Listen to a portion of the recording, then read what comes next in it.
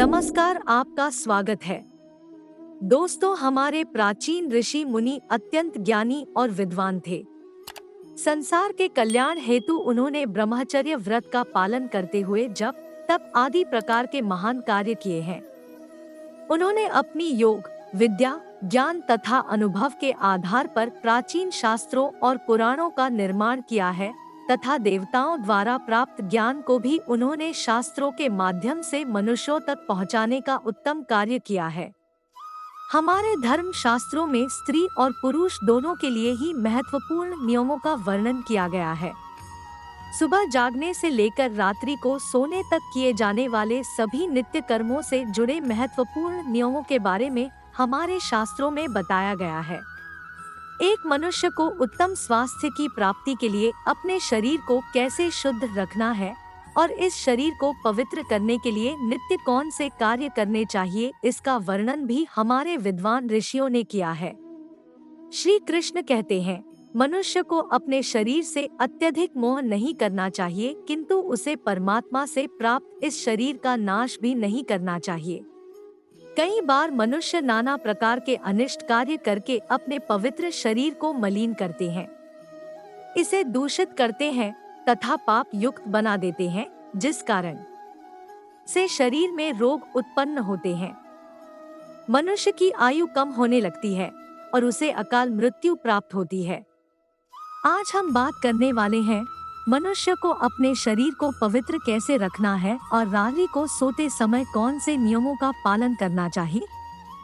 खासकर महिलाओं को इस एक महत्वपूर्ण नियम का पालन अवश्य करना चाहिए, अन्यथा जीवन में दुर्भाग्य आता है। सबसे पहली बात है कि मनुष्य को नित्य स्नान करना चाहिए। बिना स्नान किए कभी नहीं रहना चाहिए। स्नान से ही शरीर की शुद्धि होती है। स्नान करने के पश्चात ही मनुष्य देव पूजा आदि धार्मिक कार्य करने के योग्य बन जाता है। बिना स्नान किए कभी भोजन तथा पूजा पाठ नहीं करना चाहिए। बिना स्नान किए भोजन करने वाले मनुष्य के घर में लक्ष्मी का वास नहीं होता है। दोस्तों, हमारे सभी धर्म शास्त्रों में बालों के विषय में महत्वपूर्ण ज्ञान दिया गया है। मनुष्य को अपने बालों को कैसे रखना चाहिए, किस दिन कटवाना चाहिए तथा किस दिन नहीं कटवाना चाहिए, बालों को कितना लंबा रखना श्रेष्ठ होता है और बालों से संबंधित क्या तांत्रिक कारण होते हैं, इसके बारे में शास्त्रों में बताया गया है। दोस्तों, हिंदू धर्म में सप्ताह का प्रत्येक दिन किसी न किसी देवता को समर्पित होता है और सप्ताह के प्रत्येक दिन के कुछ नियम भी अवश्य होते हैं। इसी तरह बाल कटवाने से संबंधित भी कुछ नियम होते हैं जो हर दिन के हिसाब से अलग अलग बताए गए हैं। शास्त्रों के अनुसार मनुष्य को अपने बाल मंगलवार, गुरुवार और शनिवार के दिन कभी नहीं कटवाने चाहिए। मंगलवार का दिन मंगल ग्रह से संबंधित होता है। मंगलवार को बाल काटने से जीवन में क्लेश की स्थिति निर्माण होती है, अकारण ही शत्रु निर्माण होते हैं और व्यक्ति का स्वभाव भी क्रोधी बनने लगता है। गुरुवार के दिन भी बाल नहीं कटवाने चाहिए। इससे गुरु कमजोर होता है तथा व्यक्ति की आयु भी कम होने लगती है। इस दिन बाल कटवाने से धन संपत्ति का नाश होता है और दरिद्रता भी आती है। शनिवार के दिन भी बाल कटवाने से मनाही की गई है। शनिवार का दिन शनि ग्रह से संबंधित है। इस दिन बाल कटवाने से अशुभ घटनाएं घटने लगती है। इसीलिए शास्त्रों में मंगलवार, गुरुवार और शनिवार के दिन बाल न कटवाने की सलाह दी गई है, लेकिन बुधवार, शुक्रवार और रविवार का दिन बाल कटवाने के लिए शुभ माना गया है। इसमें से शुक्रवार का दिन ही बाल कटवाने के लिए सबसे अधिक शुभ माना जाता है। इस दिन बाल कटवाने से जीवन में सुख शांति आती है और धन संपत्ति में वृद्धि होती है। दोस्तों, शास्त्रों के अनुसार वातावरण में कुछ ऐसी लहरें अर्थात सूक्ष्म ऊर्जा होती है जो हमें आंखों से दिखाई नहीं देती है। ये सूक्ष्म ऊर्जा हमारे सभी क्रियाकलापों पर प्रभाव डालती है, लेकिन कुछ विशेष तिथियों पर ये लहरें बहुत अधिक सक्रिय अथवा तेज हो जाती है। इसीलिए इन तिथियों पर बाल नहीं कटवाने चाहिए। अमावस्या पूर्णिमा के दिन बाल कटवाना बहुत ही अशुभ माना गया है।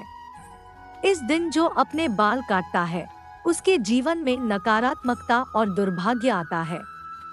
साथ ही मध्यरात्रि में भी अपने बाल नहीं कटवाने चाहिए। इस समय पर वातावरण में तामसिक और नकारात्मक ऊर्जा का प्रवाह अधिक होता है, जिसका सीधा असर हमारे मस्तिष्क पर पड़ता है। इसीलिए रात्रि में बाल न काटने की सलाह दी जाती है। साथ ही शास्त्रों के अनुसार पवित्र त्योहार, श्रावण मास, संक्रांति, ग्रहण आदि दिनों में भी बाल नहीं कटवाने चाहिए। इन दिनों में बाल कटवाने से पाप लगता है और जीवन में दुर्भाग्य आता है। जन्मदिवस पर बाल कटवाना भी अशुभ माना गया है। आइए अब जानते हैं महिलाओं के लिए बालों से संबंधित कौन से महत्वपूर्ण नियम बताए गए हैं। शास्त्रों के अनुसार काले, घने और लंबे बाल स्त्री का आभूषण होते हैं। बालों से ही स्त्रियों में पवित्रता और सकारात्मकता आती है। प्राचीन काल से ही स्त्रियों के लंबे बालों को उनके सौंदर्य का प्रतीक माना जाता है, लेकिन लंबे बालों से जुड़ी महत्वपूर्ण बात आप सभी को ध्यान में रखनी चाहिए। शास्त्र कहते हैं कि स्त्रियों के बाल कमर के नीचे तक नहीं होने चाहिए और यदि हो तो उन्हें इस तरह से बांधकर रखना चाहिए कि वे जमीन को स्पर्श ना करें। स्त्रियों के बाल बहुत ही संवेदनशील होते हैं। बाल जमीन पर टकराने से जमीन पर फैली नकारात्मक ऊर्जा बालों के माध्यम से मस्तिष्क में प्रवेश करती है, जिसके नकारात्मक परिणाम भोगने पड़ते हैं। साथ ही शास्त्रों में कहा गया है कि स्त्रियों को अपने बाल कभी गंदे नहीं रखनी चाहिए। इससे मां लक्ष्मी रूठ जाती है। साथ ही स्त्रियों को अपनी मांग में सिंदूर अवश्य लगाना चाहिए। इससे स्त्रियों को सौभाग्य की प्राप्ति होती है। स्त्रियों को अपने बालों को हमेशा स्वच्छ रखना चाहिए। इसके पीछे धार्मिक कारण यह है कि बाल स्वच्छ रहने पर सिर में खुजली नहीं होती है और सिर में हमेशा खुजली करते रहना शास्त्रों में अशुभ फलदायी माना जाता है। गरुड़ पुराण में कहा गया है, जो स्त्री अपने बालों को खुजलाते हुए पूजा पाठ करती है उसकी पूजा विफल हो जाती है। स्त्रियों को दोनों हाथों से जोर जोर से अपने बाल खुजलाते हुए गुरुजनों तथा बड़े बुजुर्गों से बातें नहीं करनी चाहिए। बालों को सुलझाते समय जो बालों का गुच्छा निकलता है उसे अच्छे से फेंके। उसे यहाँ वहाँ फेंकने पर उसका दुरुपयोग हो सकता है, क्योंकि तंत्र मंत्र, साधना और जादू टोने में हमेशा लंबे बालों का उपयोग किया जाता है और इसका असर जिस व्यक्ति के बाल है उसके ऊपर पड़ता है। इसलिए महिलाओं को हमेशा अपने बालों को संभाल कर रखना चाहिए।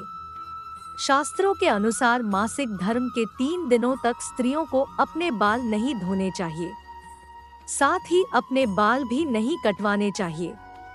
वैज्ञानिक दृष्टिकोण से देखा जाए तो मासिक धर्म के समय हमारा शरीर बहुत कमजोर होता है और इस समय कोई भी ऐसा काम नहीं करना चाहिए जिसमें अधिक ऊर्जा की आवश्यकता होती है। कभी भी सूर्यास्त के बाद या सूर्यास्त के समय बाल नहीं धोने चाहिए। ऐसा करना अशुभ माना जाता है। आइए अब जानते हैं स्त्री और पुरुष को कैसे सोना चाहिए।